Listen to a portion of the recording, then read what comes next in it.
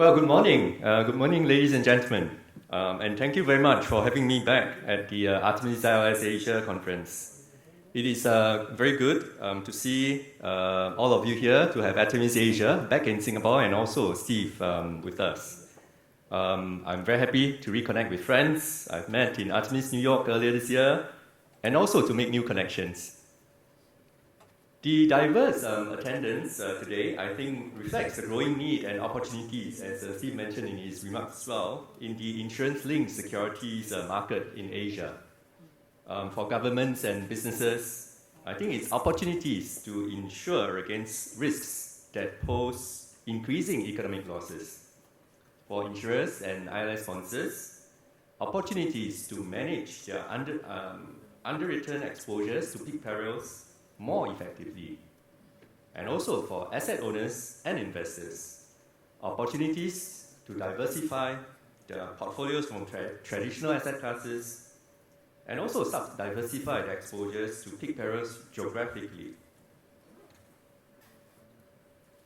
The global ILS market in 2023, as Steve also mentioned, is off to a good start. I think the alternative reinsurance capital reached 100 billion for the first time this year, after some years of stagnation. Reinsurance pricing is also seeing a correction, with a hardening market and reinsurers being increasingly selective about risks they undertake. Property catastrophe bonds issuances in the first half of this year closed out at an all-time high of 9.7 billion. And as of April this year, the average yield on catastrophe bonds was 12.7%, which is over 7 times higher than they were in 2016.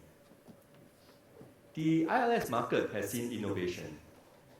The first cyber bond was launched this January, followed by a second one in May. And parametric triggers are also increasingly being used. At least 4 catastrophe bonds issued this year were structured with such triggers. They make for a clear, transparent, and efficient mechanism for determining payouts. Investor losses are not subject to complex claims assessment. But Asia's ILS market is still currently small, but it has good long-term growth prospects. Asia's insurance markets are growing, riding on the back of economic growth, infrastructure, and commercial development. Property insurance premiums in developing Asia are expected to grow at a CAGR of 16% until 2040. And this is twice as fast as the global rate over the same period.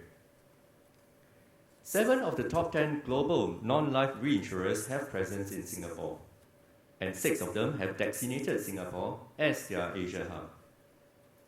Asia also has a sizable protection gap. The region experienced close to 1.2 trillion in economic losses from natural catastrophes from 2013 to 2022. However, only 13% of these losses were insured, and this is much lower than the global average of 37%. It will take significant reinsurance capacity to insure Asia against net cat exposures, beyond what traditional reinsurance can support. And on potential demand, the institutional and family office investor base in Asia is growing. Asia's asset pools are expected to grow and reach over 800 billion by 2030. And in Singapore, we have over 4 trillion assets under management at the end of 2021. More asset owners, including sovereign wealth funds and also pension funds, have set up offices in Singapore to tap regional opportunities. And in addition, the ILS investor base in North America and Europe are also keen to diversify their exposures to include Asian risks in their portfolios. Focusing efforts in 3 key areas will complement these tailwinds and also help to accelerate the growth of Asia's ILS market. First, build and collect granular, high-quality data on key perils facing Asian markets. Second, grow a savvy ILS investor base in Asia. And third, support ILS issuances and structuring capabilities. Firstly, we need to decisively address data gaps on key risks in Asia. A lack of standardized, high-resolution, and up-to-date data on key risks impedes risk quantification, modeling, and also pricing. The private sector is really seeking to address this. Insurers and risk modeling firms are developing more data and models for risks in emerging Asia. For example, we now have a fully probabilistic risk model for flood risk in Southeast Asia in the market to give sharper definition to flood perils. Nonetheless, we need a more coordinated effort to solve this data issue, and we need to involve stakeholders such as policymakers and also public sector data owners. Singapore is enhancing data through the work of the ASEAN Disaster Risk Financing and Insurance Phase 2 program, or we call it ADRIFE 2 in short. The Institute of Catastrophe Risk Management at the Nanyang Technological University has partnered ASEAN regulators and ministries of finance to develop a data exchange and analytics portal. The portal provides high-resolution exposure and loss data to ASEAN member states. And these outputs enable policymakers to proactively plan and budget for net cat events, and also help them utilize risk financing tools to mitigate their risk exposures. At the same time, the Global Asia Insurance Partnership, which is a tripartite partnership involving the insurance industry, regulators, and academia from around the region, is also looking to harness more data insights from research. It is currently analyzing how economic and industrial centers in ASEAN will be impacted by climate risk to help with better projections and build better risk models. And Singapore will continue to support industry initiatives to address data gaps on key risks in Asia. Next, investor education. We will need to focus on this aspect to grow the investor base in Asia. Today, ILS is still a relatively niche asset class among Asian investors. Only some pension funds, sovereign wealth funds, and asset owners in the region are familiar with ILS. Some are also cautious due to the investment losses from ILS in recent years. But fundamentally, ILS remains a viable alternative asset classes for portfolio diversification. As a fund and wealth management center, Singapore is well positioned to promote the growth of ILS investment products and also to grow a pool of well-informed investor base. There are a number of global fund managers in Singapore that already offer ILS investment products in other offices. And we seek to engage and partner them to bring such offerings to Singapore. A growing base of high net worth individuals and business owners have also set up family offices in Singapore. The last count, we have more than 1,000 family offices here. They present an untapped customer segment for ILS instruments and investments. And the industry can work together to promote awareness in this asset class. We have launched investor education events, partnering with the SGX, our Singapore exchange, and also the World Bank, as well as key ILS service providers to demystify ILS. And we will continue to work with other like-minded partners to increase awareness of ILS as an asset class in this part of the world. Last but not least, MAS will support the establishment of structuring capabilities and ILS issuances in Singapore. Today, ILS structuring expertise is still relatively scarce in Asia. There are efforts by public sector financing teams of reinsurers and brokers and the World Bank to support capacity building on insurance and risk financing mechanisms, and this includes ILS. Their technical assistance has been important in enabling issuances like the World Bank bond that was issued in 2019. It provided 225 million of financial protection against earthquakes and tropical cyclones in the Philippines. We have also built a growing base of professional service providers and also insurance expertise to support ILS issuances.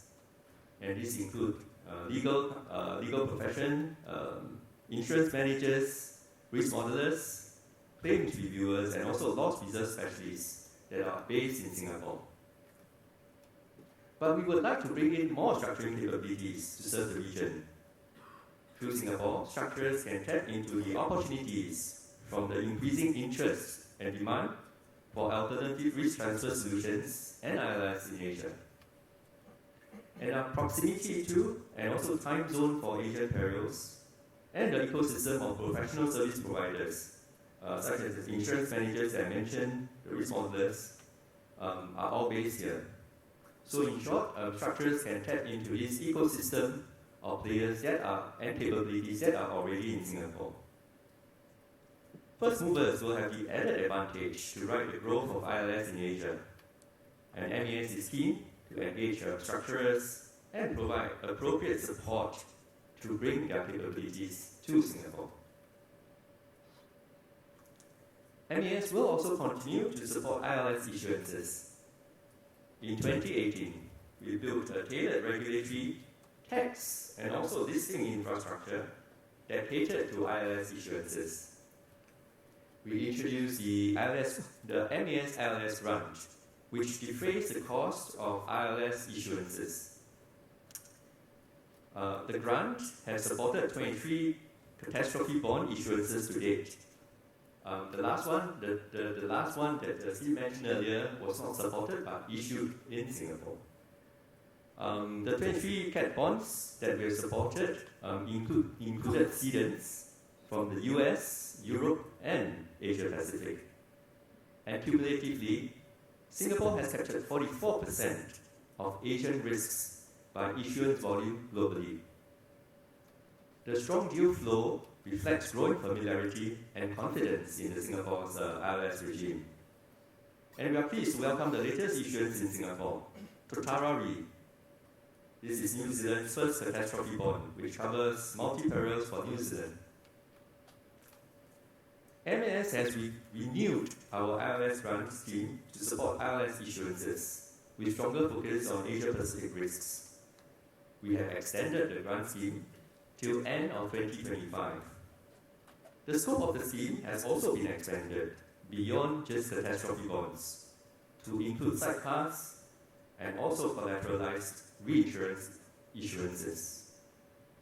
The grant also supports issuances covering longevity, mortality, and also cyber risks. In addition, we have streamlined our ILS regulatory regime. We reduced the paid-up ordinary share capital for ILS applicants from saying 20,000 to just $1. This will lower the business costs for ILS sponsors without compromising our regulatory objectives. Now, we all know that ILS vehicles are fully funded at all times, and hence the reduction in the paid-up capital for ILS vehicles would not affect any loss-absorbing function to policyholders.